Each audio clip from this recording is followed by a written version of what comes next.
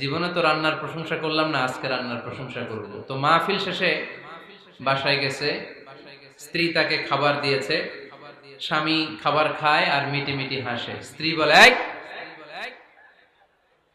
মাহফিল শুনে আসছো, রাত বাজে 12টা, খাচ্ছ ভালো কথা, হাসো কেন?"